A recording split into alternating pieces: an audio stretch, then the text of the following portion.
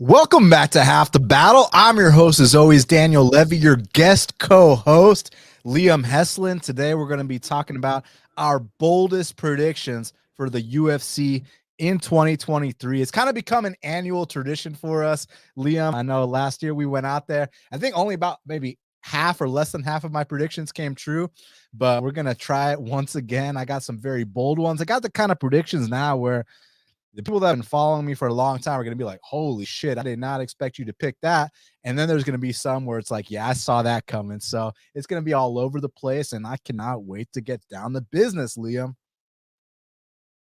My brother, I can't wait either. Last year, I thought we hit the nail on the head for some general themes, but maybe we got the wrong characters for some of the jobs, right? I thought that Taila Santos came up big against Valentina, for example. Didn't quite get the job done, but showed that there's that chink in the armor, that vulnerability. So, man, I'm just excited to try and, see if we could do a little bit better this year and try and knock out some of these predictions.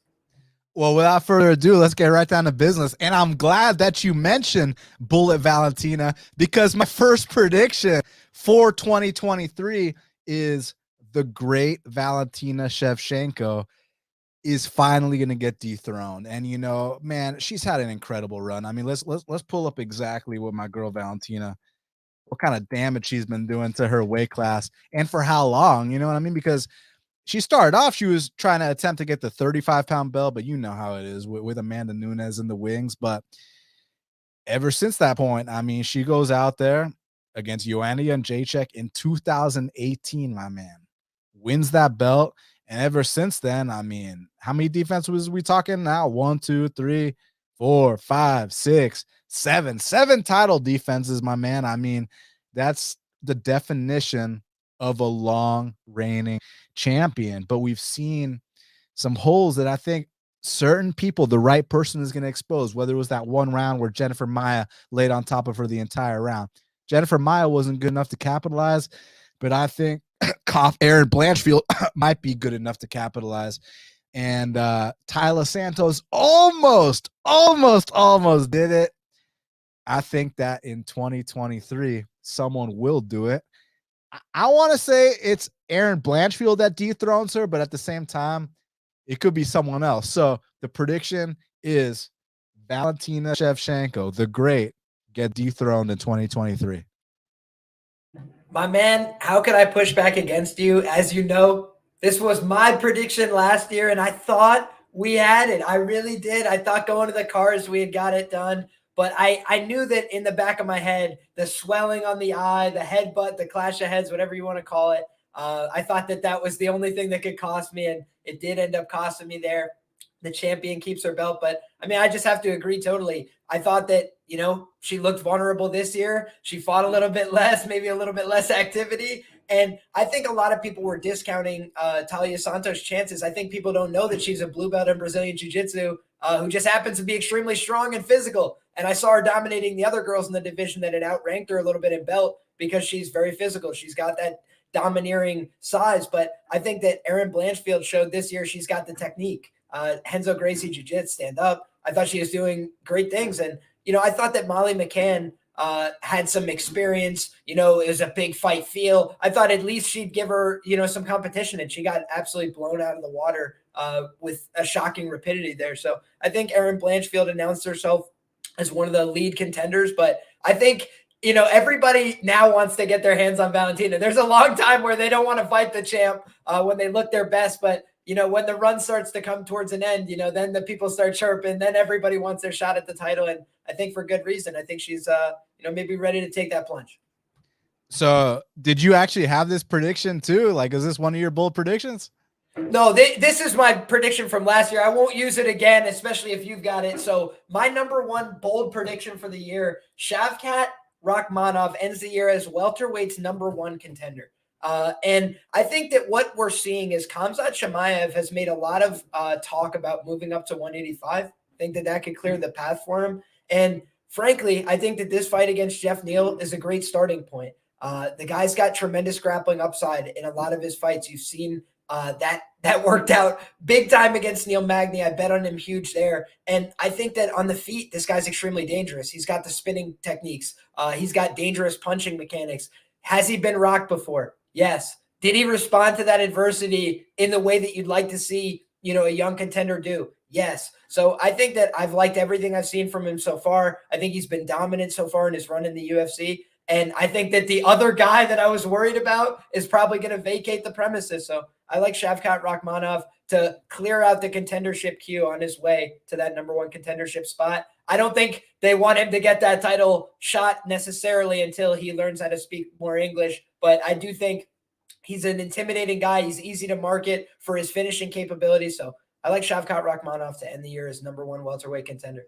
It's funny. I saw someone tweet out like, I can't believe people are picking Jeff Neal to beat Shavkat. Like, bro, Jeff Neal's a fucking plus 400 underdog. Like, what the hell are you talking about? Like, if someone's going to bet Neal, it's just take a shot at those odds. But to actually sit here and act like people are going on some crusade or tirade to say that Jeff Neal is the guy to beat Shavkat, like, I'm not saying Jeff's not going to win. I'm just saying, how could you make those claims when he's a plus 400 dog?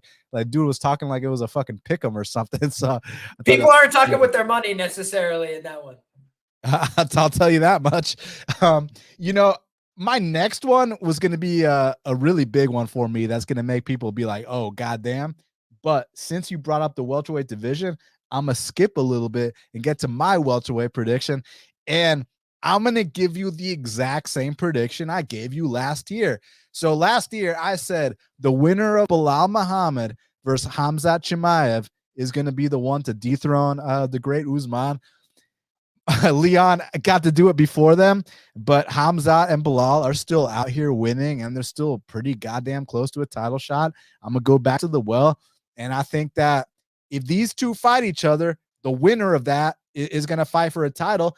But I think even if they don't fight each other, I can see Belal, fighting the winner of Leon and Usman. And I could see Khamzat actually going up to 85s. I think he might have something for Alex Pereira. So I could see Khamzat, contending for belts in two weight classes. And I think Belal Muhammad gets a title shot in 2023. I know people love hating on him. That's just because they hate money. I mean, when let's say I bet on Belal here and I lose. You know what that would make me, Liam? That would make me like 9-1 in his last 10 fights. So, I mean, if you've been betting Belal Muhammad, you've been laughing all the way to the bank. And it's like people talk about recency bias. People talk about market overcorrection. Dude, he was plus 200 against Wonder Boy. He was plus 160 against Luque. He was plus 115 against Brady. What recency bias? What market overcorrection? So you mean to tell me he's going to be minus 200 against Usman? Yeah, fucking right. This guy is going to be the underdog in 2023 again, and I'm going to capitalize, and my bold prediction is Belal Muhammad fights for the title in 2023. I like it, man. I have bet against him a number of times and gotten crushed. So I got to just eat my words. Belal Muhammad continues to impress. And I think that, the time to bet against him, may not be coming soon. Maybe it's a title fight, something like that. But even so, I think he'll be competitive. He's just done a great job of improving his skill set. When he finished on Brady, I just had to clap for him. God bless. I mean, that was a huge win and something I never saw coming. So I think he continues to improve. But for me, I got a 2A and a 2B here for my bold prediction. And that's because I think we're doing purely UFC here, but I wanted to just shout out my man, Patchy Mix. I believe this man will be the next Bellator champion. I've been betting him all the way to the bank, underdog odds every time. And Kyoji Horiguchi was being hyped as the, front runner to win this tournament. Patchy Mix goes out there and gets the decision win over him.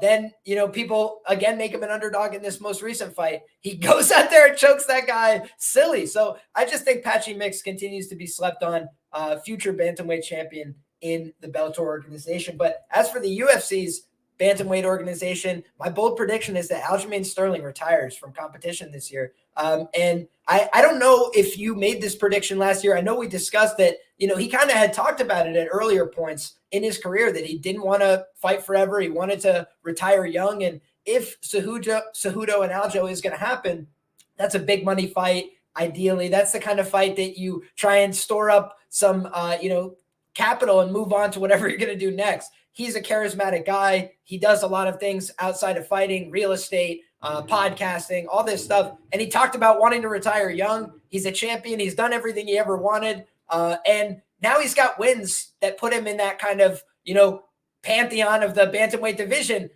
by hook or by crook. You can love it or hate it, but he's done it now. And if he gets one more big win, like a Henry Cejudo, that would be a great time to peace off into the sunset. So I think Aljamain Sterling's going to try and go all in and retire this year as a champion. So I like Aljamain to retire this year. And thank you for putting on for D3 Wrestling, the New York boys, teaching them how to wrestle once again. Aljamain Sterling and Patchy Mix, two of them in the bantamweight division that have been doing it and doing it at a high level. So 2 championship bantamweights. That's my bold prediction number 2. So I halfway agree.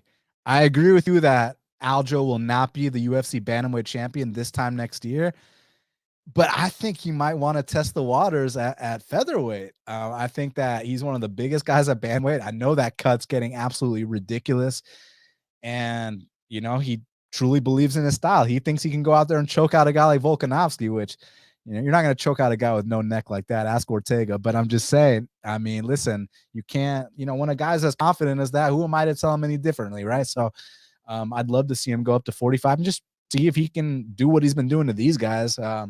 So that's for sure. And then as far as Mix, dude, ever since he lost that one fight, he's been fucking impressive, man. He's been just like running through like real guys, like Horiguchi, the Russian the last time. Like, god damn, like, oh my god. Whose only loss was Piotr Yan, and he choked that guy silly. Yeah, that was yeah, and just that frame for his weight class is and especially the way he uses his frame, right? Like, yeah, he's a problem. So I agree with you there. As far as Sterling and Cejudo, so dude, I was one of the guys that was betting Cejudo at dog odds against TJ Dillashaw. Max bet him against Dominic Cruz. Like I was all over. Like, what's funny? I actually picked Cejudo to dethrone Mighty Mouse the first time, and I was in attendance, had a plus 350 ticket in Vegas, like was waiting for it, and then he just got steamrolled. So then the next time I made a rookie mistake and held it against him instead of being like, hey, like not every fight is created equally. If I was willing to bet him plus 350 the first time, let's bet him at even better odds the next time. The next time he goes out there and dethrones Mighty Mouse. So I was like, damn, I just picked him one fight too early. But the reason I'm bringing that up is because if this was like Cejudo immediately coming off the Cruz fight, like, dude, I would go all in on Cejudo to beat Sterling, but he retired. The guy got fat.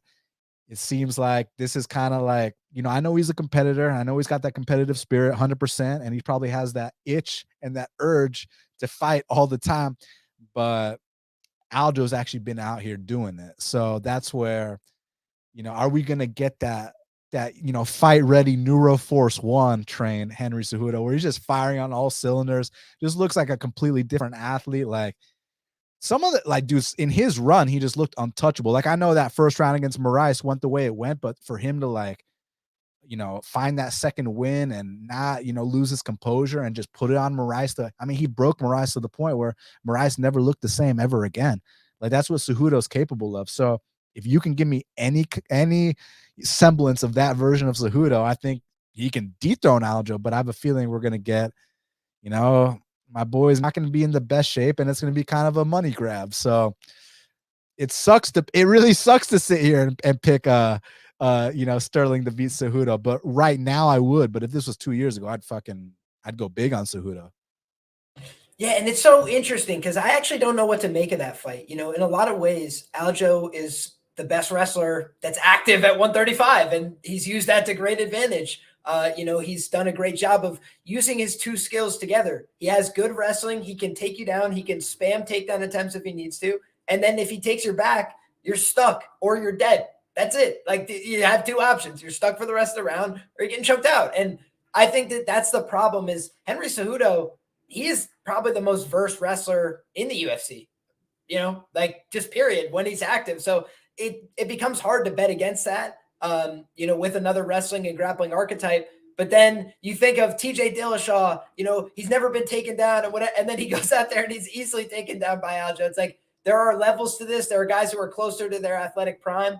So it's very hard to bet against Aljo right now. I feel like I would have to stay away. They're two of my favorite guys. Like you said, like two guys that you could bet on at plus money. Everybody, hates on them because they got a little gimmick or whatever. And then they keep making you money. So that for me is is just I can't push back on you, but I wouldn't bet on that fight personally. I think that that's close to a pick 'em in my eyes.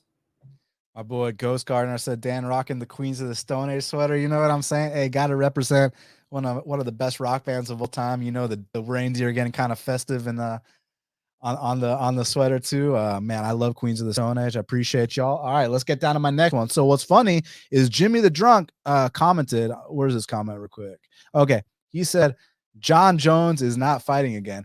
And what's funny is that I had a prediction that I think a lot of people will not expect to come from me, because if you guys know, historically speaking, I've been one of the biggest Jones supporters. Like, yeah, has he fucked up multiple times? 100%. I'm not going to sit here and act like that's not the case, but like, to sit here and act like steroids are why his technique is as good as it is, why steroids are the reason that his fight IQ is just better than anybody else's in the sport. Like, dude, like when he fought Vitor Belfort was completely juiced on steroids too. Like, tons of these guys are juiced on steroids.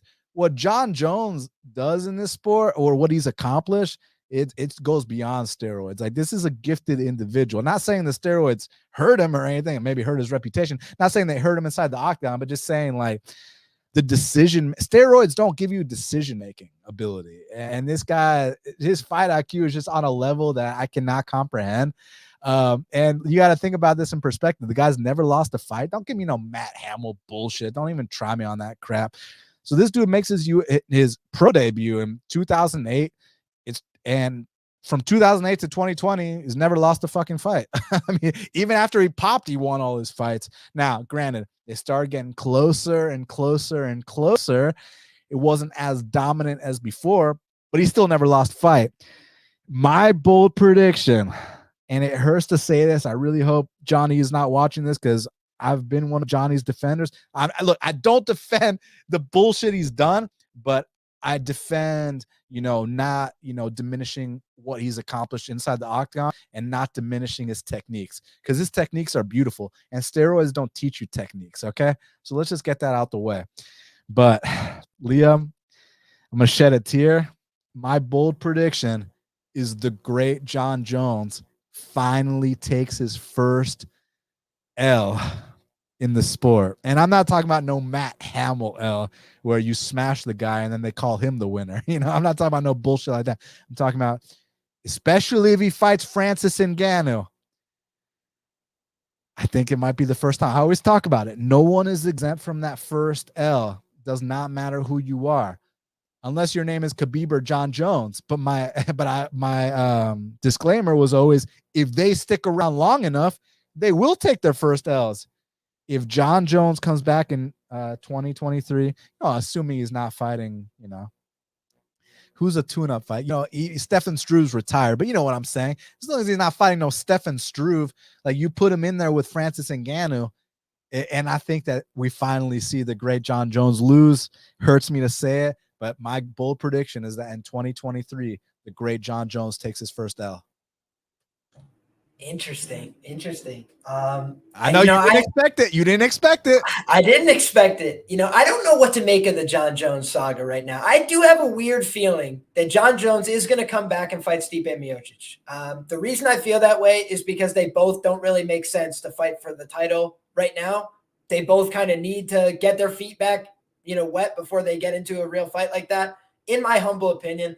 And it's still a big fight. It's like, you can make a fight between the greatest heavyweight of all time. You know how the UFC marketing machine will sell that for Stipe. And I love Stipe, Ohio stand up, but it's also, a little bit of the UFC icing out Fedor and like talking about their history of the heavyweight division. Stipe is the best heavyweight on paper in the UFC. They can have him fight Jon Jones.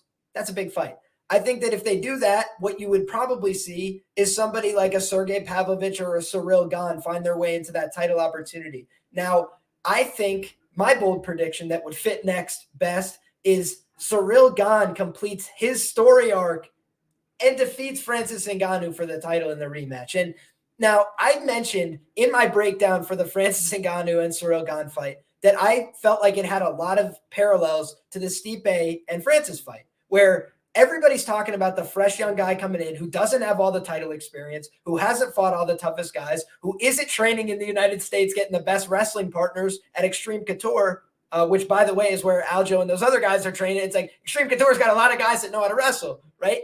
So when I look at that and I say, what did we see from Ciryl Gane in that fight? Did he not know how to wrestle? I mean, no. When he wanted to, he got on top of Francis. He was the one who was having the more success. I think he's a better natural athlete. I think he's a little bit more natural of a fighter. I don't think he has the same devastating power. Francis came in with an injury, and I don't know if he'll ever be the same. So then when I say, I don't know if Francis is going to be the same, that might open up the door for Jon Jones in my scenario to come back in and get a win that he might not have gotten a year and a half ago. It could be a different guy that we're seeing. So I'm hoping and praying for Francis Ngannou that he comes back better than ever. But he's no spring chicken. He's actually like 35, 36 himself, coming off a knee surgery. How did that work out for Kamaru Usman? It's like, how does this work out for a lot of guys that get older and they have knee problems in, divisions where there's still guys younger than them on the come up with real athleticism and real skills? And I think Ciryl Gane showed in that fight, he's one bad decision away from winning. So it's like, if he could do that on his first try, against a guy that's already super familiar with him, I think he can easily win the rematch and finish, just like what happened, when Stipe came back, it was a whole different ball game and he got finished in brutal fashion. And Ciryl Gane just showed he could fight through some adversity against a guy like Tai Tuivasa, a big banger, a guy who's hard to put down. And I think he kind of changed Tai Tuivasa. I hammered Sergey Pavlovich in all his recent contests because he was getting this wake of Ciryl Gane's destruction. So I think Sergey's a talented guy, but I think he's got one more big fight to get himself into contention. Whereas I think Ciryl Gane, if he gets the shot when Francis comes back, people are going to talk about the last fight, and I'm going to pivot like I did on the Stipe fights where I said the first time, Stipe's the side, and the second time, it's not the side. And I just think sometimes you got to make that adjustment, and that's what I foresee this year is that Francis Ngannou might be in for that UFC L against Ciryl Gane. What's funny is I picked Francis both times against Stipe. So first time I was like, oh my fucking God. But second time I was like, let's do it again. But I took Francis against Gane like plus 130. And people like to be like, oh, but you didn't predict he was going to come out here and wrestle. I was like, dude, I took plus 130 on the baddest man on the planet. I don't give a shit how he wins. But bottom line is like y'all conveniently left out that the fight prior against Stipe, who was a former D1 wrestler, it was Francis suplexing Stipe. So let's not sit here and act like we hadn't seen other elements of his game going into that. Plus, he came in there with fucking 2 knee braces, and we saw a D1 Francis. So it was pretty badass. But yeah, now the guy's ballooned up to 300 pounds, had the surgery. So we'll see what happens. But my boy Jones gets hit a lot, and it was against the Majetas with 2 blown knees against Dominic Reyes, who was never the same ever. Again, credit to Jones. I just think that when you're talking about how a guy like Francis hits, like when you saw him and Jairzinho, like Jairzinho was coming out there blasting some leg kicks, was looking like the more technical guy. But as soon as Francis was like, all right, enough of that. I'm double parked in front of a fire hydrant. I need to get the fuck out of here. I mean, the way he blitzed him, yeah, it looked ugly, but it didn't even matter, man. What are you going to counter those strikes? You know what I'm saying? You're going to duck under those? Yeah, so I feel you on that. All right, so it's my turn now, right? Okay, so my next prediction is neither Davison Figueiredo or Brandon Moreno will be the flyweight champ this time next year.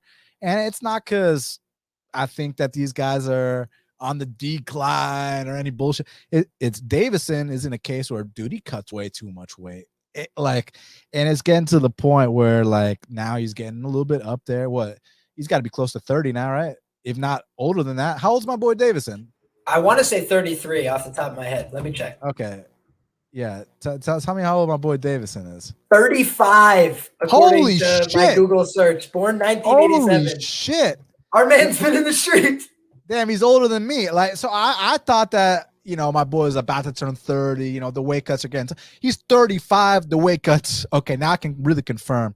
I mean, when you miss weight for a title fight, which he did one time, that like I know that this guy wasn't out here, skipping his runs. Like the guy's just too fucking big, and he still makes it work somehow. So I don't think he'll be champ this time next year. And Brandon Moreno, I think he's got a lot of shit going on outside, the cage. And I think that he might get tied up in some shit that he might not necessarily need or want to be tied to, but I think it's going to kind of take away from his, just presence there, which opens up the case for either, an interim belt. That's saying that Moreno wins. If Moreno loses, then he's definitely not going to be champ this time next year. But bottom line, we can play all these scenarios all we want. I think that there's two guys, and it's a battle between them. They fought before that are going to be, one of these two is going to be the flyweight champion this time next year. Alexandre Pantoja, who's got 2 wins over Brandon Moreno, by the way, and who went the distance with Davis and got his ass beat, but like overcame the knockdowns, like handled it. Like if you saw how Joe B handled the Davison fight, and then you saw how Pantoja handled the Davison, it was night and day, right? So I think that Pantoja or Manel Cap, one of these two guys is going to be the UFC flyweight champion this time next year. Pantoja, one of these guys that I just think that he's paid his dues to a point where like he's not going to be denied on the night, kind of like some of these other guys I'm going to talk about that I predict to be champion. And then Manel Cap, he's got when you talk about flyweight being the fastest weight class, this is the fastest guy. This is the hardest hitter. This is the best athlete. Like David Dvorak's David Dvorak's tougher than a $2 steak, and David Dvorak wanted no part of the exchanges. Like I saw people criticizing Cap. Why isn't Cap letting his hands go? It's like, well, firstly, Cap's a counter striker. Secondly, Dvorak's running away the entire time. What, you want Manel to just run into the fire, recklessly because his opponent wants no part of him? Like, that's not how this shit works. But you try to commit and fight a guy like Manel Cap, pobrecito, you know what I'm saying, man? So Pantoja or Manel Cap is going to be the UFC flyweight champion this time next year. I like that call. And I do think that Pantoja is probably a uniquely bad matchup for Cap. Just so skilled on the ground. I feel like he could probably exploit him there where Cap has been exploited in the past. But I do think Cap's got knockout capability. He's a very powerful guy, extremely dynamic. So can't argue with that. My next prediction in the flyweight division, Tatsuro Taira breaks into the top 10. And, if not the top 5, that was the prediction that I had written down. And I think that, part of the job of what we do when we're trying to break down fighters and stuff like that is talent evaluation, just trying to see who has skills that you want to, find and invest in. And I have bet a lot of money on this kid in his UFC fight so far because I felt like he showed a lot of promise. And I feel like on the regional scene, he had, patience, sniper-like power, and when he would hurt people, his finishing instincts were perfect. He would drop them, take the back, and choke him out. You can't tough guy a choke. If I get a choke around your neck, you're going to sleep. That's the reason why it's the beautiful art. And I think that he's shown so far in the UFC an insane dexterity. When he fell out of position into the guard, he pulled himself onto the back again and I've never seen people do that. Like, it's just, he gripped around the back and just pulled himself back onto the back. Like, he's got a lot of flexibility, a very clever and, unique guard game. I feel like it's difficult to prepare for somebody like that. He also has the larger grappling meta that you want to see, the back takes with extended control minutes, and he's throwing ground and pound strikes. He's going for elbows to the head. He's trying to finish people with violent maneuvers as well as chokes. And I just like to see that in terms of skills and talents that you need to win in this division. Plus, he's got that southpaw, big power in the left hand. I like Tatsuro Taira to break into the top 10. Yeah, and I love his upcoming matchup. You saw who he's fighting? I did. Dude, he's fighting the guillotine machine, the Latin guillotine machine. Like, that's going to be his toughest test yet. Not saying he's not going to pass, but I'm just saying this is a step up from Candelario and Vergara. Were those the first two? Correct. Yeah, no disrespect to them. Tough guys for sure. But Jesus, champion in another organization, very experienced, plus got that Latino heart, just a different specimen. I mean, even though the two guys I just mentioned were Latinos too, Vergara and Candelario, but I think that Jesus Aguilar might be kind of a step above, despite him making his UFC debut. So I think he's going to provide a formidable challenge. And if Taira passes that, hey, Candelario threatened him with the guillotine one time, so it is something to watch out for. But I think he's going to pass the test. It's going to be a great fight, though. I do think it is a step up in competition. Now, my next one. So, last year, I know Liam remembers, but just in case the fans don't remember, one of my bold predictions was that, and this is one of the ones that actually came true, so I finally get a second to brag, but I predicted that Paddy Pimblett has an undefeated year in 2022. It was close, but it happened. And I also predicted that Terrence McKinney does not have an undefeated year in 2022. Drew Dober made that a reality. But now I'm switching my stance, and I think that Paddy Pimblett takes his first UFCL in 2023.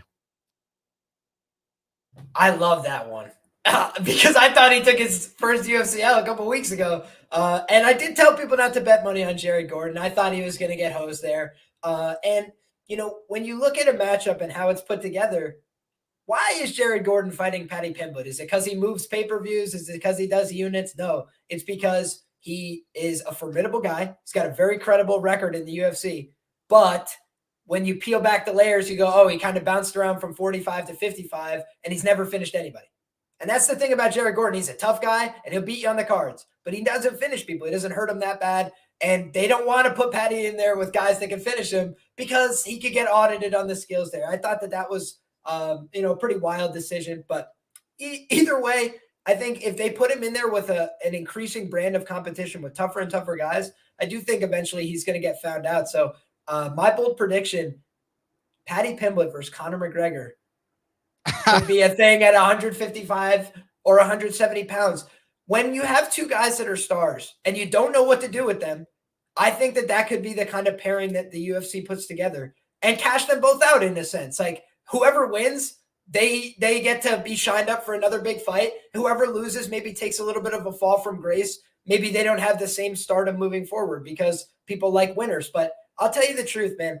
I don't know how you book Paddy against top 15 lightweights and not get him finished at this point. Renato Moicano is like at the bottom of the top 15. That guy would wreck Paddy Pimblett. It would not be competitive, in my opinion. So yeah. I don't know how to matchmake him moving forward unless you do something crazy, like put him in there with a returning Conor McGregor, try and get him a huge win and fast track him to some, top 5 shot against an aging talent, something like that. Because otherwise, I truly don't know how you move forward with the guy because right now he does bigger numbers than is justified for his talent. So what do you do with that guy? It's kind of hard to book him, in my opinion. It'd be a huge fight. Does Paddy definitely lose to the Michael Johnsons, the Bobby Greens, the Joaquin Silvas? You think are you confident he loses to those guys? Well, that's a little bit outside the top 15. So maybe he could take some of those guys. I mean, Bobby Green off 2 knockout losses. Maybe Paddy could catch him. I feel like Paddy would get absolutely styled on in the minutes in that fight. And I don't think he could easily out-wrestle or out-grapple Bobby Green either at all. Who are the other names you mentioned? Joaquim Silva. I mean, he's a little bit chinny as well. Yeah, they got to find somebody who's a little bit Michael Johnson. I think Neto BJJ would probably choke him out though, like in a straight up grappling match. Paddy got choked out by somebody some MMA fighter. Cameron Else. No, I'm serious. Not a ringing endorsement. But that was a long ass time ago. I'm saying recently in some grappling competition. No, he got leg locked by Stevie Ray. Oh yeah, you're right. Still though, I thought that was a little suspect. Yeah. So Alex Ramirez says press the like button. This guy Alex is a very smart individual, and I highly suggest you all take his advice. Smash the like button. If you're not subscribed, please do me that big favor and subscribe. All right. So wait, I think it's your turn because I just said Paddy takes his first L. So, well, then I will go with an unfortunate prediction because last year. What's that? You said unfortunate. It is an unfortunate one. Last year I got this right. In my humble opinion, I said that the number 1 pound for pound fighter in the world was Alexander Volkanovski. I thought he was going to prove that over the course of the year, and he did just that. He got the big wins. I think, unfortunately, he's too gutsy. He's too ballsy. I think he's going to lose his pound for pound number 1 by taking a big risk. And, you got to say hats off to you.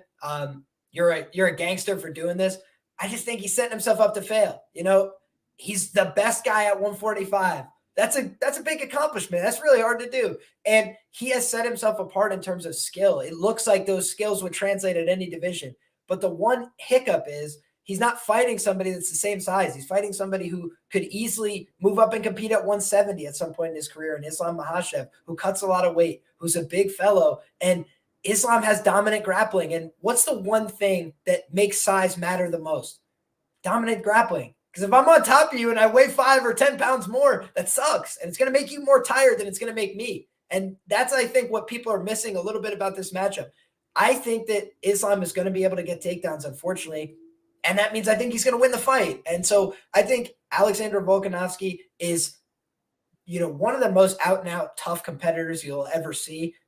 Put on displays of toughness this year. I thought the fact he didn't finish Max Holloway is one of the biggest testaments to toughness in the UFC's history, because Max Holloway was just getting lit up in those exchanges and stood in the pocket and kept taking it. But I do think Islam Makhachev is going to be the pound for pound #1 fighter at the end of the year, because I think he's going to beat Volkanovski and take his spot.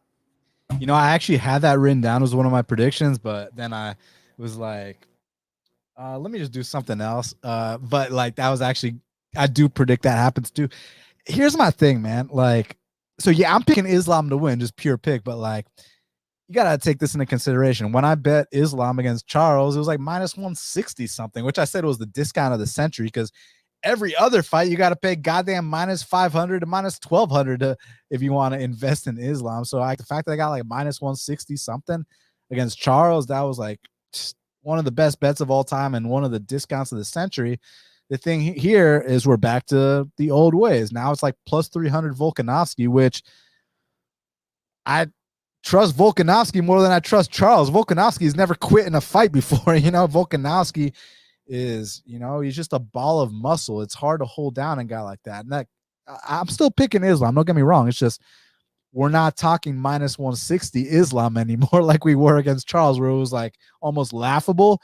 Like now it's back to -4 something or whatever. So again, I'm picking Islam pure pick, but that doesn't mean I might not. You just hang a +300 on Volkanovski in front of me against anybody at 45 or 55, and I might just throw one unit on it. Probably going to lose that unit, but what if I don't? You know what I'm saying? So that'd be a risk I'd be willing to take, most likely. I could never blame somebody for playing Volkanovski at dog odds against anybody, because I could be totally wrong. What if he doesn't get takedowns? He's getting fucked up by Volkanovski, would be my opinion. I think Volkanovski is an elite striker. I think that Islam is a serviceable striker. I think he's fine. What the thing that stands out to me about Islam is when I had watched his tape prior to the UFC, he looks like a world champion. He looks like a guy who's going to be a world champion. Then he gets knocked out by Adriano Martins, and you're like, I don't know. Maybe this stuff's going to go sideways. But ever since then, it's just been stacking W's, and almost all of them are extremely clean and without much resistance. So, yeah, he looks like a world champion to me. And it's just, size does matter. Having competed myself, I feel more tired when I go against guys that are just super big, super muscle bound. I competed up at a college tournament once. I weighed in at 163. I competed at 174. I was gassed in 3 minutes because the guy's just hanging on me. He's just weighing on my shoulders. And that's the kind of thing where an elite athlete like Volkanovski, do I think he's going to gas out in the first round? God, no. Do I think we could see Volkanovski gas for the first time trying to grapple a hard 25 with Islam? I actually think we could see that. What's funny about what you're saying is that, so I have an interesting body type, right? Like I'm like short, like 5'8", but like I weigh 185 pounds. So like I have a choice, like in grappling competitions, like either grapple with the big dudes or cut some weight and grapple with the smaller dudes. And I actually choose grappling with the bigger dudes because they're so much fucking slower. Now, granted, to your point, they're a lot stronger, so you get caught under them, way tougher to get out. But like the kind of pace the little dudes push is ridiculous. So it's like I'll have a strength advantage in one, I'll have a speed advantage in the other. So it's like you got to kind of pick your poison. But I guess the point I was trying to make here was that, I mean, well, what if Volkanovski is able to scramble back up? Is it going to be a case where, okay, you might scramble back up from the first two, but the third, fourth, and fifth, you ain't getting back up, and then you start getting drained, then you start getting tired, and then maybe Islam starts to get more dominant positions, then maybe he can start setting up a submission or ground and pound, or can Volk, scramble with the best of them, get back up to the feet, where he has the most elite feinting game I've ever seen in all my years watching the sport. What concerned me the most about the Ortega fight is that Ortega kind of just like threw a punch through him and then hip bumped him into the mount. And what Ortega has trained into his mind is jiu-jitsu, jiu-jitsu, jiu-jitsu. And that is the opposite of Islam. Like, Islam is all about control, control, control.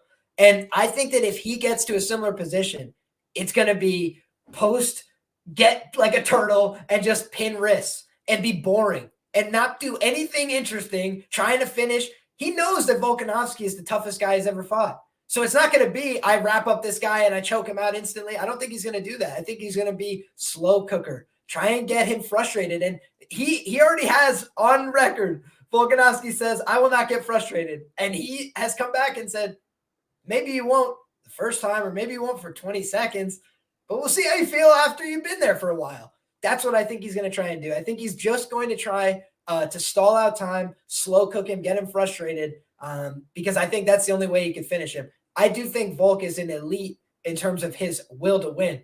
That was a fully locked in choke. He's turning purple and he's starting to lose all oxygen to his brain. And instead of doing what most people would do, which is ask for some air, please let go of me, sir, he was thinking about, what can I do defensively? How can I create just enough space with my hips that I don't go out right now? And then he made an explosive movement with no oxygen.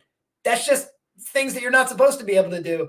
And he defies expectations. He's a champion in every sense, but I think it's a big challenge. So if he wins, my God, I got to get a Volkanovski t-shirt, a hat, wristbands, all that stuff. I mean, even if he doesn't, just the balls to, put your UFC undefeated record on the line, your number one pound for pound status on the line, and just the willingness to achieve greatness. Because, people hate it when I start talking about Demetrius Johnson, but I think and he's amazing. Demetrius is incredible, but one of the big criticisms I had about him, the reason I don't consider him the GOAT, is because when he had the opportunity to go up and challenge TJ Dillashaw and become a champ, he opted to fight Ray Borg instead. Whereas you see this guy, Volkanovski, like, he wants you're calling Islam Makhachev the number one pound for pound fighter on planet Earth.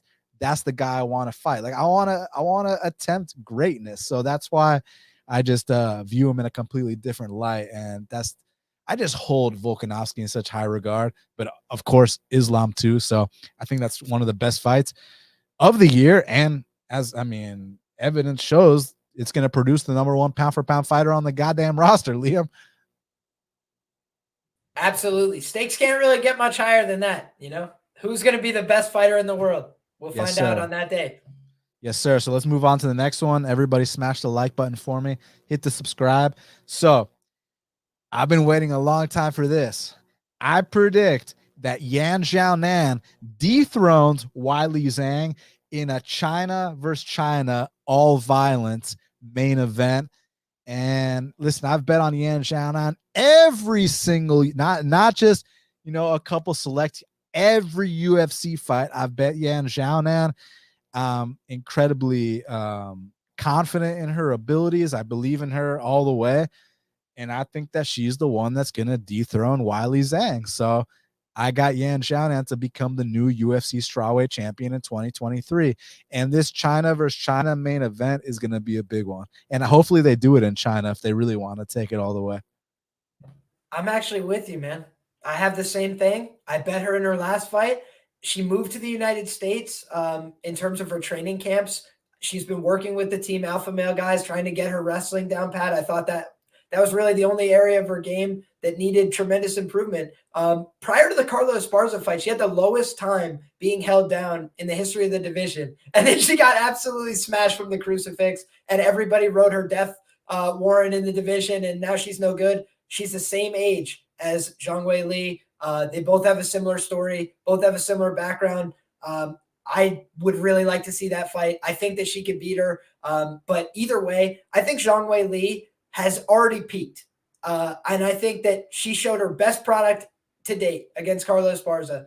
But I also think it's going to be difficult for her to sustain that. She's had wars with Joanna Jędrzejczyk. She's had a lot of difficult fights already in the UFC. And if you guys look back at her early history in the UFC, she was getting hit a lot. So I think that eventually that damage is starting to accumulate. I think Yan Xiaonan might be at the right place at the right time in her career. And like you said, I hope that they do it in China. I think that that could be a massive fight for the UFC. And what's your next one? Next up for me, I tried it with Valentina last year. I'm going to leave that one to you. I think the great Amanda Nunes has proved her point. I think it's her time to take the fall off the championship block this year. When you look at who's waiting in the wings, I think Irene Aldana has knockout power. I think that she can compete with Amanda if the fight is on the feet, but I think she's a little bit vulnerable on the ground. But the woman that she knocked out, Ketlen Vieira, has been slept on in this division for some time. I bet a lot of money on her against Holly Holm, and I thought that she did win that fight. I thought people, now have seen the trend over time and maybe have been a little bit more cognizant of it, but she was doing a lot of damage along the fence where Holly Holm was mostly. Ketlen won that fight. Yes, she did, my man. And people gave me so much grief for celebrating. I was like, all right, I'll just quietly count the cash. It was, I thought, a fair win. I thought the number was crazy. And I think Ketlen Vieira, when you look at her problems, it's just confidence. When you look at her skills, she's got skills on the feet. She can throw hands. She's got a lot of power. She's huge for the division, and she can throw people. She's got judo skills. She's got talent on the ground. She can submit you. I feel like she's a really dangerous threat for this title. So I think there's a lot of women waiting in the wings. I think now that she's got those wins over Misha, over Holly Holm, she's feeling that confidence. I feel like somebody's coming to take Amanda's title. And, the fact that she was able to beat Juliana, she proved me wrong. I thought Juliana Pena was going to win in the rematch there. I feel like she had a point to prove that Juliana Pena is not on her level. Okay, job well done. But I feel like she's still going to take that fall from grace. So if she fights Juliana Pena next, maybe she gets one more win. But I feel like by the time that this year is out, Amanda Nunes is no longer the champion of the division. So I agree with you that she's not going to be champ, but I don't necessarily think it's going to be because she lost a fight. I think she might just retire. Like, she's been talking about retiring for like the last goddamn 2 years. So what else is there left to do? Maybe try to tie Anderson's record or something, but like, I don't know. I get that vibe that she's kind of, go have another daughter, go do your thing. Like, you know what I'm saying? So I feel you, and we're in agreement there. All right. And next up, I know y'all knew I was going to say this, and now it's time to finally say it. I mean, last year, 2 years ago, I said Jamahal Hill was going to be a top 10 guy. The next year, I said he was going to be a top 5 guy. All this came true. And now it's finally time for him to become a world champion. And guess what? Already has the title fight booked against a 43-year-old. I know that's really disrespectful. I love Glover Teixeira too, but I just really want Jamal to win so I can be like, Jamahal Hill, so I could tweet out, Jamahal Hill was pick'em odds against a 43-year-old man. There will always be an edge. Because I know it's going to piss a lot of people off, but the people that fuck with me are going to think it's funny. So I really can't wait to tweet that. And if it bites me in the ass, it bites me in the ass. I don't give a fuck. I've been writing this guy's like potential since the debut. So why would I stop now that he made it all the way to a title shot, which I predicted he would make it to? Another one of my money trains like Belal Muhammad, like Chito, who we're going to talk about in a second. So I predict that Jamahal Hill not only wins the belt, but defends it too. And I cannot wait for the Hill versus Ankalaev showdown that we've been waiting for years.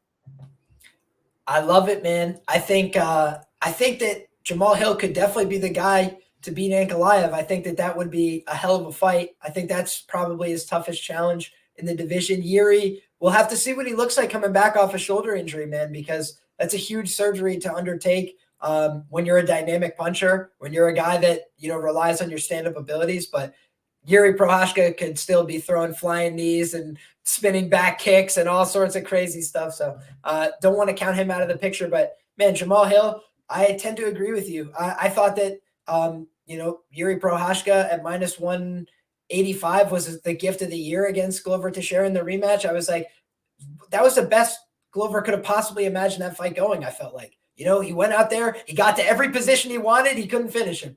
And then what, he's supposed to find another second gear I just didn't see it in the cards. It seemed like Glover spent himself for victory, couldn't get it done that night. He's a UFC champion. He can sleep well knowing that. He's 43, guys. He's had a million fights. He's put his heart on the line a million times. He's been knocked out brutally. He's come back from knockdowns to win the fight many times in the UFC. How many times can you pull that card? And how many times can you pull it at an advanced stage? Probabilities would say not very many more times. It's like, I think that you're right on the money there. And unfortunately, I think, he's going to Brazil to do it. So, they got him doing the inside job there. It's going to be him and the team shouting and yelling and everybody else, going silent, it feels like. But yeah, man, I like Jamahal Hill to get that job done. So I can't push back on you. My bold prediction next up, Khamzat Chimaev submits Alex Pereira in the first round. And I've got to just come around on Chimaev in the sense that, I thought that he was great. I thought he was a very talented guy. I thought he was really dangerous and dynamic. And I thought he was going to be contending for the title. But then when I saw the Gilbert fight, I just pulled back a little bit. I was like, man, he didn't want to play in the guard of Gilbert. That's probably wise. But then he started to get in those contentious exchanges on the feet. I was like, man, maybe he's not going to prove to be minus 400 and minus 500 in all these kind of fights. And in the Kevin Holland fight, what's always impressed me about Kevin is that he's difficult to submit. When you look historically, there's been a couple of good guys that have submitted him, but there's been talented guys that got on top of him for the whole 25 minutes. They couldn't find a sub. Derek Brunson locked him in a head and arm choke for 2.5 minutes, didn't get the tap. So I feel like he's shown himself to be quite tough, going to try and fight through the positions. And Khamzat Chimaev had him in that choke. He tried to roll out of it. He tried to move in all sorts of different directions. And you saw a guy who's typically pretty calm in there, completely panic under the squeeze. Now, is Pereira a huge guy? Yes. Has he been in there with guys like Chimaev? No. Nobody that's going to try and wrestle him and grapple him like that. Nobody is going to have the strength and the physicality to move around a guy of that size. And so I do think that Pereira can beat guys at middleweight. I think he's going to be hard to beat for some of these guys that are undersized. I even think Whitaker will have a tough time. I don't know how he would put him away, but I do think he could take him down potentially.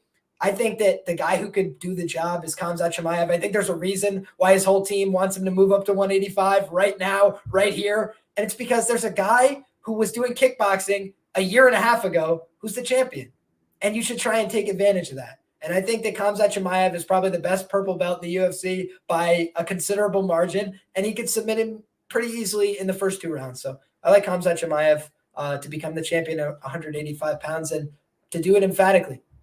Damn, so me and Hamza are the same belt in jiu-jitsu? I think that he has an instructor who's very particular about moving him along slow so he doesn't feel like he's gotten better than he is. And then he jokes about all the black belts like Islam Makhachev. These guys are not nice. Khamzat Chimaev, you're taking everything I worked for, motherfucker. Meet me at ADCC, IBJJF. You know what I'm saying? No, I don't want that smoke. But anyways, my next bold prediction, I believe this is another guy that you guys know. I got my money trains, my Belal Muhammad's, my Jamahal Hills. This man right here, Marlon Chito Vera, I've been betting him since fucking back in the day, whether it was against Brad Pickett in London and Brad Pickett's retirement fight, all the way to the Rob Fonts, the Dominic Cruzes, the this, the that. I mean, I even picked him against O'Malley. So Chito is an interesting cat because I've always said that once he gets to these 5-round fights, that's where he's really going to shine. Like normally I'm not a big, advocate of the kind of lower volume fighters that are reliant on big moments or reliant on finishes, but this guy has to be the exception. I mean, he's got the most finishes in the history of the bantamweight division. And the way I describe Marlon Chito Vera's style, Liam, is chill, chill, chill, kill, kill, kill. And I think that's exactly what's going to happen against, I think Corey should be favored. I think that Corey Sandhagen, technically speaking, might be better.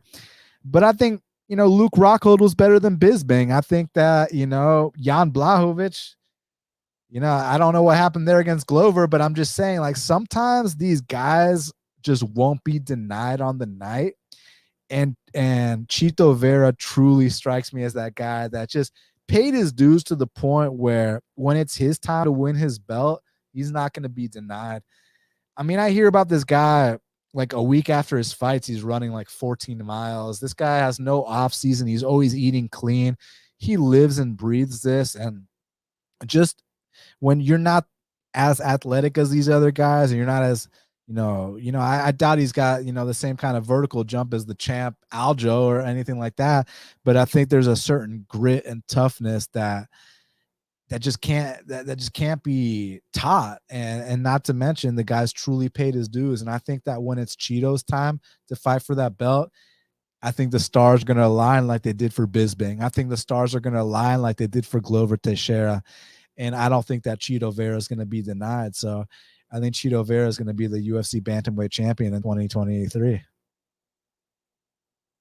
I like that. It's a bold call. And I can't bet against Chito very much more. I did bet against him with Dom Cruz. I thought Dom might be able to, sneak one out there, ends up getting killed. Otherwise, I've been betting Chito all along the same time with you. So can't push back on that, man. I think that Chito's a dangerous guy, and he's probably one of the last guys you'd want to take on in the UFC over a 5-round fight because he's always present. He's always there to find that finish. And I think that's the one thing where, when I look at the Corey matchup, just full disclosure, that's a little bit concerning because I thought Corey was accumulating a lot of damage against Song Yadong over the course of the 5 rounds, despite the fact that basically Song Yadong was finished early on, right? He had the terrible cut. He couldn't really see very well. And yet he's still landing a lot of damaging strikes with his eyes closed, basically just throwing and hoping. And I thought that was he was up.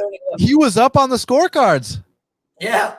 Yeah. Despite the fact that he had the really bad gash. And, I did bet on Corey in that fight. I had him by knockout, but I felt like this was, a wake-up call for me that, his time is coming. And by the way, Song Yadong, one of those guys that I had said I thought he was going to break into the top 10. I thought that Marlon fight was free dollars. And, he's in the top 10. I think he proved that he belongs and that he can really compete with these guys. So I think he's somebody to keep your eye on for sure. But my next bold prediction, Ilia Topuria headlines UFC Spain. I don't believe there's ever been a UFC Spain to this point, but he's talking about it. They've got Joel Alvarez, another very talented guy on the roster that's going to be looking for some shine after a tough fight against Arman Sarukian. I think it's a good way to curry some good favor. And they also just announced a brand partnership with La Liga, a Spanish organization. They're trying to do some co-promoting of soccer in the UFC, trying to cultivate a fan base. There's a lot of hooligans that like to,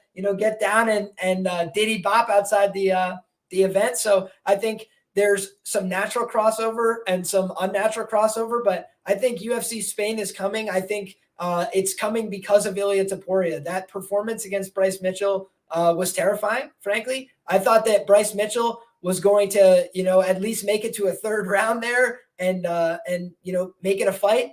And he was getting murked from very early on. And I felt bad for him, man. That was an assault in the UFC octagon. So Bryce Mitchell's tougher than all hell, but he could not put on for the stars and stripes in that one.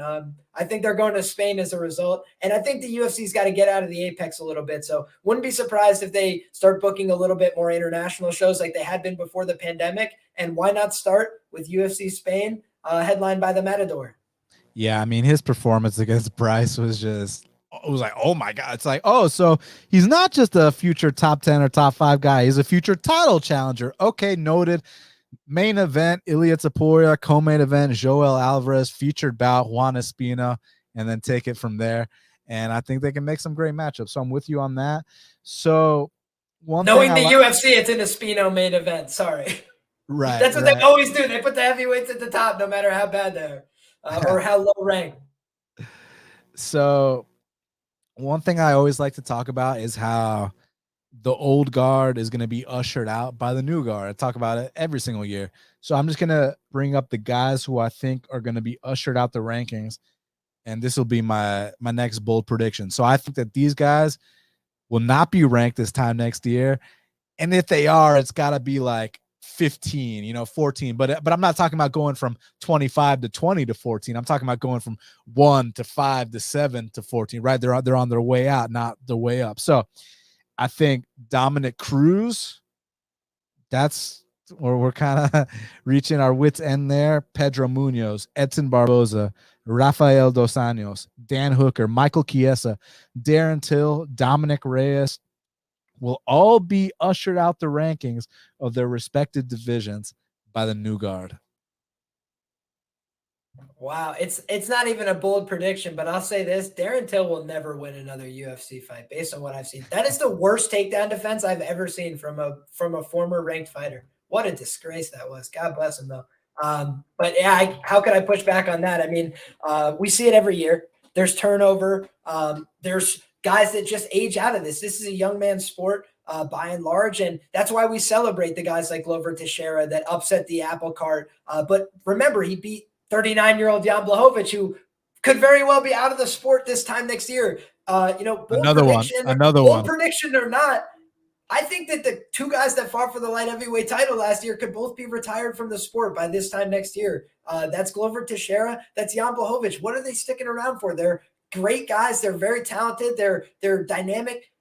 I feel like that Jan Blachowicz fight, he should retire off that. He goes to a draw with Ankalaev, incredible show of heart and toughness, but he was getting beat up bad there at the end, and it was starting to look like he can't fight for 5 rounds. And when anybody gets on top of him, he has no answers at this stage in his career because he's dealing with injuries and a whole career worth of damage. And the same thing can be said of Glover Teixeira. I feel like we should celebrate these incredible moments they've had of fighting through the fact that they're at this advanced stage of their career, but we shouldn't delude ourselves into thinking that that's replicable over time. I think that this is the year that a lot of people are probably going to take that L. And, come to think, Kamaru Usman, I don't think he gets a win in the UFC. That's my bold prediction. I don't think he gets ever or in 2023? No. In 2023, I don't think he gets a win in the UFC. And the reason being, we just saw with Sean Strickland, even when he was starting to get advantages over Jared Cannonier, never wanted to push it, never wanted to try and throw down and add to his advantage because you worry about getting knocked out. You worry about getting hit with a counter shot. And he just was knocked out. He's already been dealing with the knee problems prior to that. He slowed down in terms of his wrestling aggression and his wrestling offense. He had been doing a lot more of his work on the feet. So now what is his work going to look like on the feet? Is he going to be nervous? Is he going to be a little more tepid in his approach? A lot of fights came down to him winning minutes by pushing people into the fence and slowing them down. That's something that we're seeing judges not reward as much in these recent performances as well over the course of the year. So I think Kamaru Usman's going to have a hard time coming back and getting a win over Leon Edwards. I think that would be hard to overcome the knockout there. And I think if it's against somebody else, it's still going to be tough. So that's my bold prediction. Kamaru Usman doesn't get a win in the UFC in 2023. So you know how my last prediction was about how these specific guys are going to be ushered out the rankings. Well, who's going to take their spots, right? So my next bold prediction is that the Jailton Almeidas, the Umar Nurmagomedovs, the Ilya Taporias, the Movsar Evloyevs, the Manel Caps, the Rafael Fiziev, the Armin Sarukians, and this one might be a surprise to people, the Nikita Krylovs, all become top 5 guys in their respective divisions. And to some people that might be like, well, what's so bold about that? Armin Sarukian's not a top 5 guy right now, right? And everybody here, I mean, unless, there's something wrong up here, you guys know that Armin Sarukian is a top 5 talent, right? I mean, I know Liam's not about to tell me that Sarukian is not a top 5 talent. Please confirm this. He's definitely a top 5 talent. How could we deny it after that dismantling of Ismagulov? I thought Ismagulov was live. I mean, that mixed with like all his fights, the Islam fight. But anyways, those are guys that I see moving into the top 5 of their respective divisions. So yeah, you just love to see it. Like, oh yeah, Tristan said Guram will be ranked. I agree. Guram's on my rankings. Like, I make my own rankings. I don't give a fuck about their rankings where they have Dan Hooker number 13 and Connor number 15. Like, don't give me no bullshit like that. I make my own rankings, and I got Guram and like Thiago Moises and like, Ismagulov taking those guys' spots, right? Like the Fizievs, the Sarukians. So all these guys I just mentioned, I think are going top 5, but to take it a step further, Jailton Almeida could possibly be ranked top 5 in 2 weight classes. Possibly. Just depends where he fights and this and that. But he's got the skills, the size, the confidence. And I think that he's someone to be reckoned with.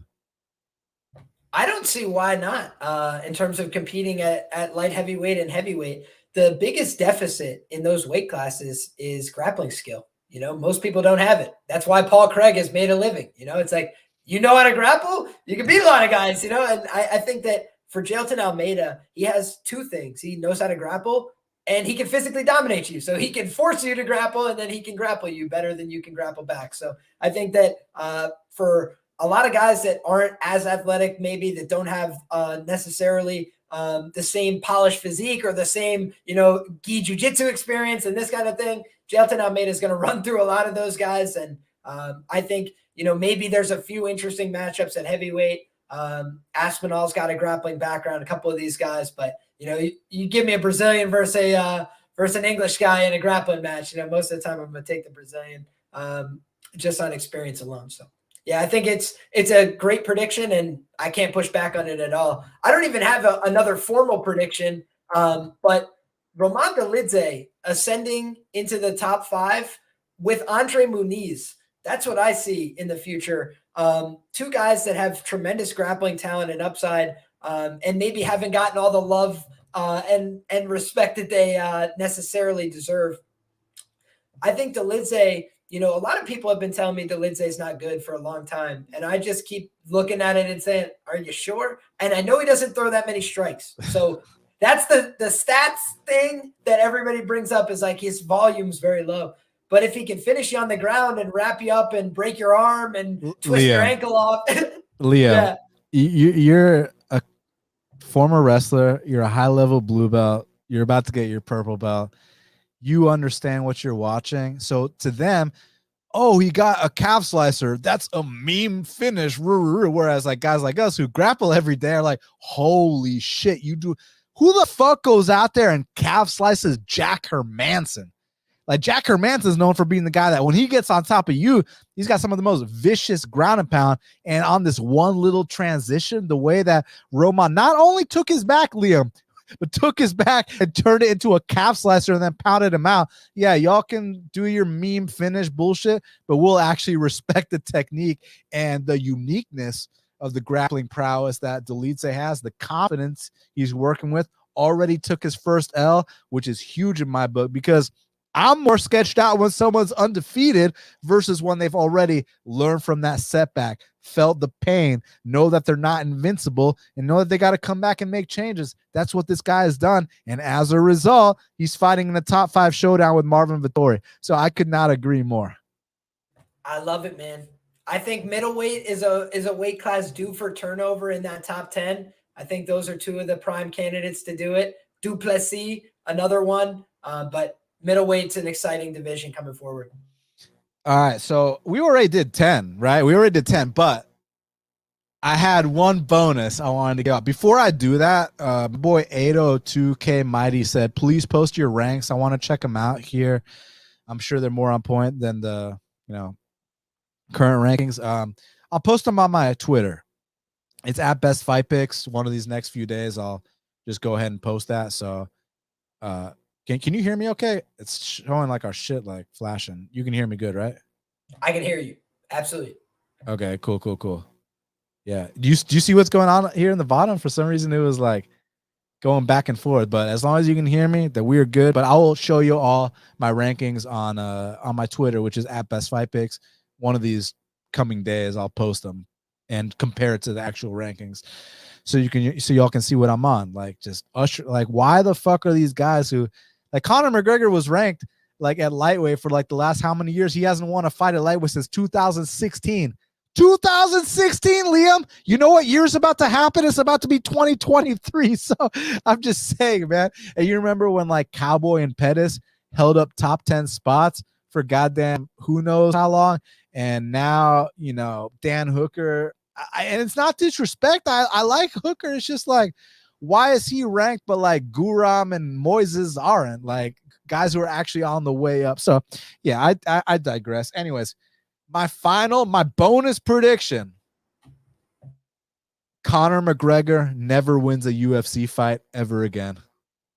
Period. I'm out of here. I hope they give him Patty. I bet he could win. I bet he could win that one.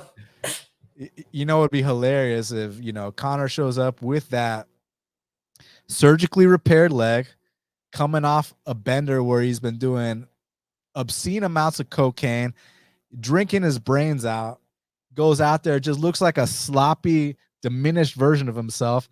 And Patty, fighting with his chin up in the air, somehow is able to outwork him. Could you imagine the scenes if something like that happened? That would be when I have to start burning the Christmas sweaters, taking down the cardboard cutouts. Then the show's really over if he loses that one. But I think it would be a good way for him to go out, even if he loses that fight, just to have another big stadium show and to come back for one more big one. But what does he have to prove at this point? He's kind of been there and done that. He set records in the UFC, but, now he's at a point in his life where he's sleeping on silk sheets for like 5 years. That's why he doesn't have any lightweight wins. So I think, maybe this adversity will push him to find that competitor again.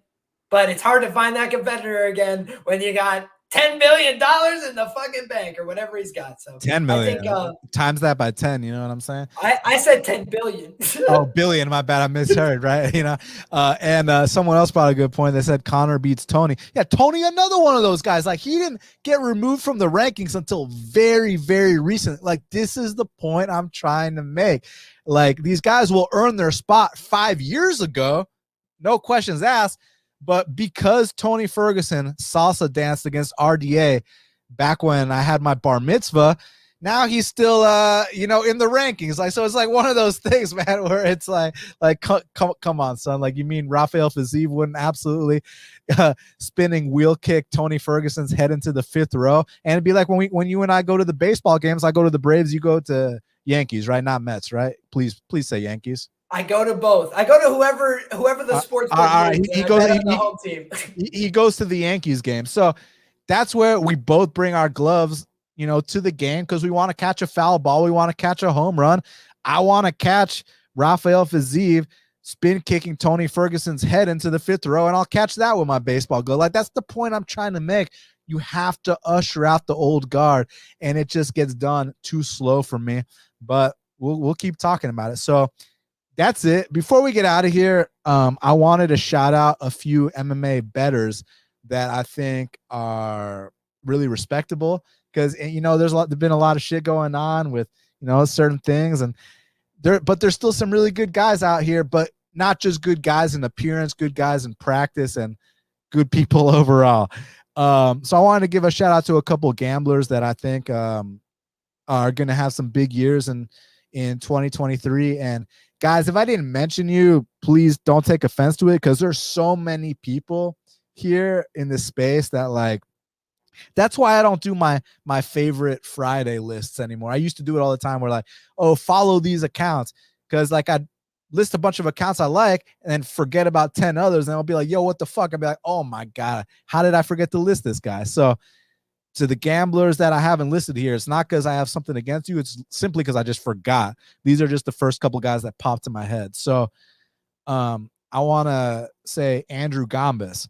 I think that Andrew Gambis is extremely sharp, and I 100% vouch for the man. I actually met him in person in Florida earlier this year. Really cool guy in person, but I love the fact that this isn't a guy who's out here, doing 10-team parlays and lottery shot props and acting like he's God's gift to betting. Like, this guy actually bets the real way. He's completely legit, transparent, good dude. I respect everything about Andrew Gambis. Brandon Olivas, the guy's an amateur fighter. Hopefully he turns pro soon. Actually has an understanding of the sport, because, not only is he a fighter, he's also a brown belt.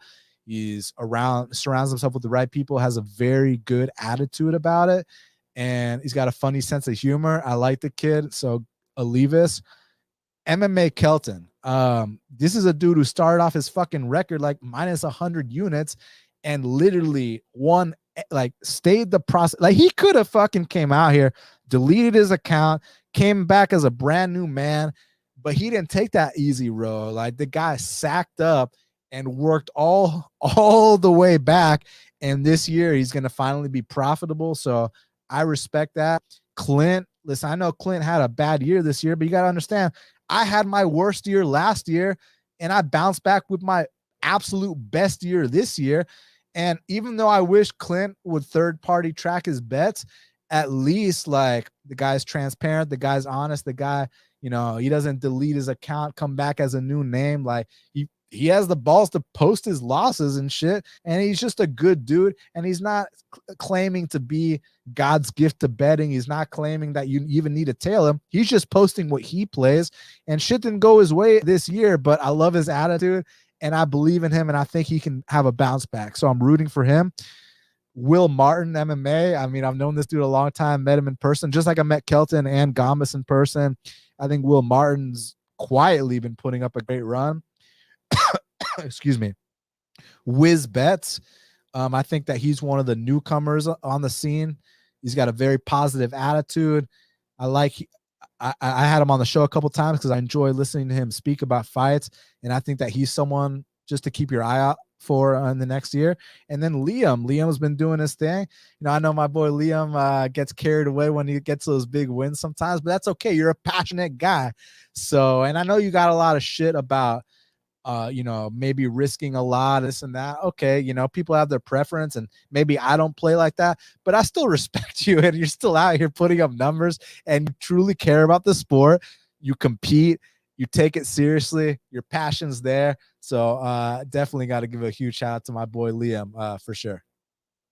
I appreciate it, man. And I definitely had a different approach this year. You know, I've learned a lot over time. When you look at my record at the beginning, I took a lot smaller risks and I was betting $5 units and I was a loser. But I found out how to bet on MMA before I started to bet real money. And I don't bet on big parlays. You won't, you know, that's not what you're going to see from me. I take angles that are plus 300 and plus 500 and plus 750. And so I don't win every bet that I take. And I if you look at my record over time, I lose more than I win, but I bet on things that are plus money and I have a winning ROI and I make money by doing that. So I'm willing to look like an idiot and take a risk and say something where I make a bold prediction, let's say, and be wrong. You know, Talia Santos was plus 450. Did it look like it? No. Did she get the win? No. Doesn't work every time. But Leon Edwards, great cash. Victor Henry at plus money in his UFC debut, great cash. I bet on those underdogs when other people don't want to. So that for me is my style. I'm willing to take a risk. That's what I'm here for. And each and every week, track third party plus 99 units this year. So just looking to try and do it all again next year, man. Back on the horse, back at it. And I'm also trying to learn other markets as well as I do it. So it's all just a learning process for me. I like to research. I like to study the fights. I have hundreds and hundreds and hundreds of pages and notes on these fighters. So if I didn't learn anything at this point, you know, I'd have had to find something else to do. But I love this stuff. That's why I do it. And it's always a pleasure to talk about these fights with you and with your audience, man, because it's just a bunch of fight fans. I'm one of them. And I'm looking forward to another great year of fights. Yes, sir. Yes, sir. So everybody follow my boy at Liam Picks Fights. You can find all his stuff on his Twitter there. For me, so we got one more week off. So next week, what I'm going to do is I'm going to go live this same time, Wednesday at 3 p.m. Eastern time. And I'm going to literally recap my betting year of 2022, which was my best year. I rebounded from my worst year with my best year, had a 25% ROI. And I don't mean I had a 25% ROI just in like January. I mean, like from January to December, I ended the year with a 25% ROI, highest ROI I've ever had. Finished the year up over 50 units. I only risked more than 10 units on like maybe 4 events the entire year. So I was really, really happy with what I did. And I'm just going to basically go live and talk about how I was able to have a 25% ROI year in 2022. Go through every single bet, win, loss, the good, the bad, the ugly. And I'm not going to sit here when I go to the losses and be like, oh, well, that was just variance. That's why I lost that one. And, oh, this is the most genius bet. Like there's not going to be any bullshit. We're going to just be 100% honest, transparent.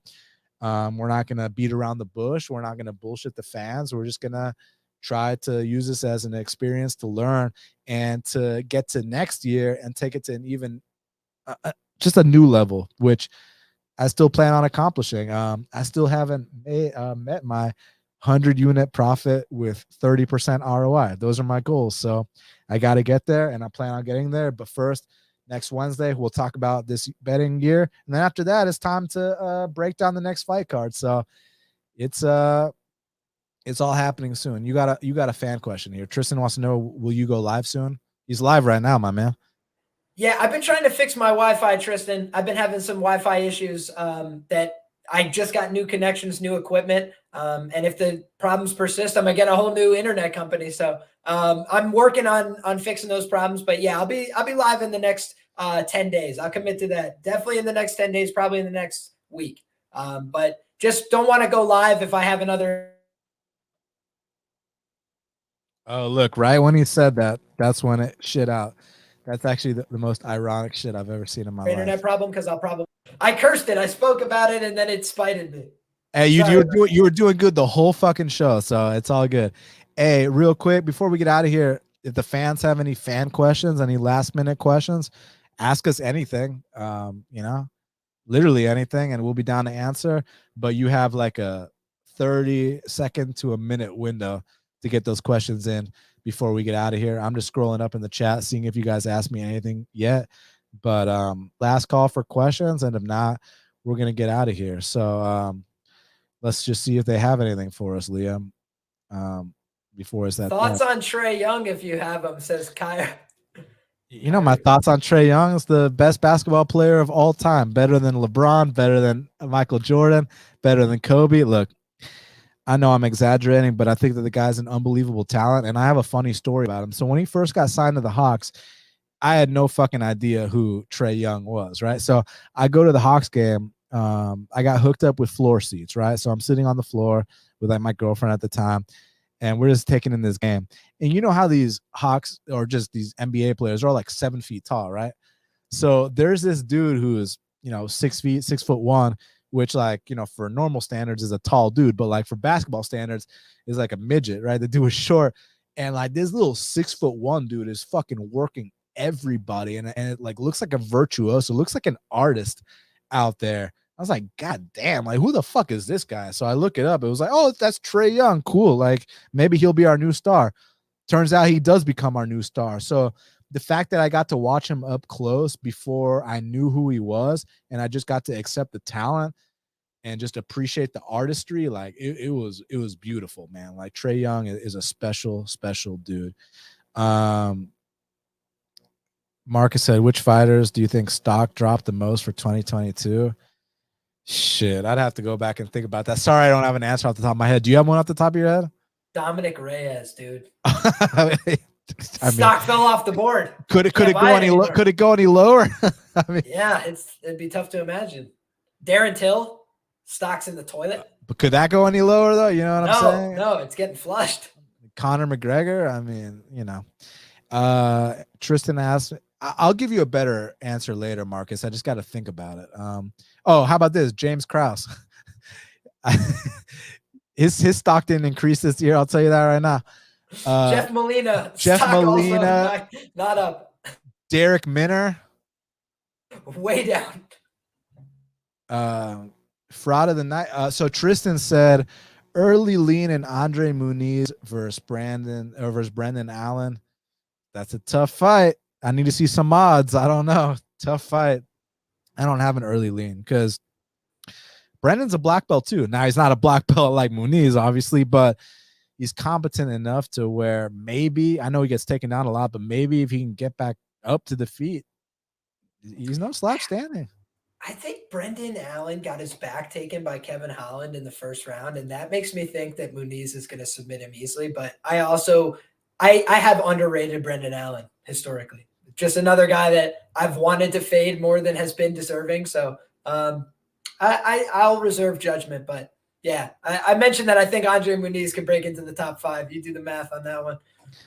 Yeah. So I've been asked what my biggest unit my biggest hold on, I'm going to my betmma.tip so I can pull this up. Well, my biggest unit win was for 2022. So like I said, next week I'm gonna go through the whole record and give you that. But what I'll do right now is post a link to my record so you can go through every single bet I've made, not just this year, but like all time, and you can tell me what my biggest win was, because I'm gonna go through the whole thing, like I said, next week. But for now, just take this record link that I'm posting here, and hopefully that shows you what the answer was, because there were so many goddamn bets. Yeah.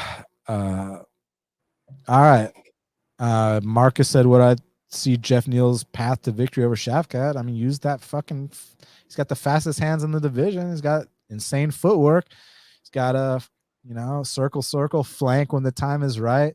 Stuff these takedowns, get back up to his feet. It's easier said than done. And he's a plus 400 dog for a reason. So Corey said, haha, no, I mean dollar amount. What's the biggest money you've won on one bet? So a lot of people give me shit because I don't post tickets, but what you got to understand is I live in Atlanta, Georgia. I don't live in New York where it's legal, like my boy over here, where he can post tickets. And I'd love to post tickets, but like, you got to understand where I live, it's the wild, wild west, and this shit is not accepted. This shit, people, like, this is viewed down upon, right? So I still live in the Stone Ages, Queens of the Stone Age, you know what I'm saying? But like, real talk, someone has leaked one of my tickets before, when I bet on Ryan Hall to defeat Darren Elkins. And let's just say that it was people were like, oh, so you're betting like that. You know what I mean? So just know that once certain laws get changed where I'm from, or if I happen to move, then I'll happily post tickets, but I don't feel comfortable posting them with how the laws work where I'm from. So if people want to think that I don't actually bet, that's completely fine with me because I know the truth. But I think if you hear the way I talk and just, why would I be doing this for so long and not actually bet? Like, so yeah. I'm sorry I can't give you that answer right now, but one day I really hope I can, because I'd love to fucking brag about these bet slips, and I'd love to show what kind of baller I am and this and that, but yeah, I can't do it in Georgia, so I gotta chill out. I gotta be on the DL. I totally understand that. I think off the top of my head, I think my biggest like single win of the year was 10 units on the leech against Muslim Salikov, plus 150. Just couldn't believe the number. It's the younger guy with more reach, who's more powerful, and it was at plus money. I just was like, absolutely take my money if I'm wrong. So that was a big one for me. Leon Edwards. I told people in my life, like, bet as much money as you can on Leon. I was really confident he was going to win that fight. I think Shavkat by sub was plus 420 against Neil Magny. I bet as much money as FanDuel would take. And then I bet it again on a couple other sports books because I thought it was insane. So, yeah, so those are probably my biggest wins this year. Shavkat Lakhmanov, look out for him. I'm going to be waiting for the props to open up on that fight as well. My boy Nick Shea in the house. I went to high school with this man. What's up, Nick Shea? What a pleasant surprise, man. Hope you're doing well. So Corey said he meant which fight did I cash out the most? So the most I ever risked on a fight was like over 7 units on Randy Brown to beat Mickey Gall. That was good. And then I bet 5 units on Max Holloway at plus 110, I think, or plus 115 to dethrone the great Jose Aldo in Brazil. So off the top of my head, those are probably up there. Good stuff. You got any off the top of your head? The biggest ever? I mean, I think it might have been that Shavkat one. Actually, Jalen Turner, when he submitted Brad Riddell, I had Jalen Turner by sub in round 1, and I had the woman that only wins by armbar in round 1. The hell's her name? Solzhenitsyn or something like this. Yeah, Julia Stolyarenko. Yeah, Stolyarenko. I had Stolyarenko by sub in round 1. And you know what's ironic is that I had that like parlayed together, so it was an insane odds. Obviously, I bet like $2.50 and won like 700. But then I also had a parlay that was with Andre Muniz to win by sub. So I had those exact two things I said. It was like plus 750, Jalen Turner sub round 1, plus 500, Stolyarenko sub round 1. And then I had Andre Muniz by sub against Uriah Hall. He had like 12 minutes of back control and never finished him. I couldn't believe it, but yeah, that's what you get for laying the chalk. Never take the chalk. Always take the fun plus number because you never know what's going to happen. Well, Liam, I truly appreciate you taking the time to speak with me right here, right now on Half the Battle. Like I said, the fans can follow you at Liam Picks Fights. All his stuff is there. Great follow, great human being. And I expect big things from him, not just next year, but the years to come. And hopefully we can fucking grapple sometime, man. Like, you know, it's funny because when I say that, then people are going to be like, oh, who's going to win? And it's, dude, let's grapple like 10 rounds and just fucking trade techniques. It's not like we're at the IBJJF competing against each other. So, you know, let's just fucking. And we're not in the same weight class. So it's all about getting better. I love it, man. Exactly. So I'm glad you feel that way too. So we'll definitely get some grappling in. If you're in Atlanta or if I'm in New York, doors always open for you, of course. And for the fans, if y'all are ever in Atlanta, you want to come to my gym, Team Octopus Sandy Springs, and grapple with me. I'm there like every day. So just hit me up and we'll make it happen. But anyways, follow me on Twitter at Best Fight Picks. Subscribe to Half the Battle everywhere podcasts are found. Sincerely appreciate everyone being here. Once this is over, leave me a comment. It helps out, you know, the algorithm and all that stuff. And hit the like button, hit the subscribe button, share, whatever it takes. Those little things you guys do help me tremendously. Like I said, next week, Wednesday, 3 p.m. Eastern time, I'll be back to discuss my entire 2022 betting year. Every single bet I made, win, lose, draw, etc. Draw, literally, because the last bet with Magomed and Jan was a fucking draw. Unbelievable. But we'll try to dissect how I was able to produce a 25% ROI year and how I'm going to use the lessons I learned to be better in 2023. So that's all it's about. So thank you guys again so much for all your support. I truly appreciate it. I'll see you all next week. And until the next time, let's cash these bets.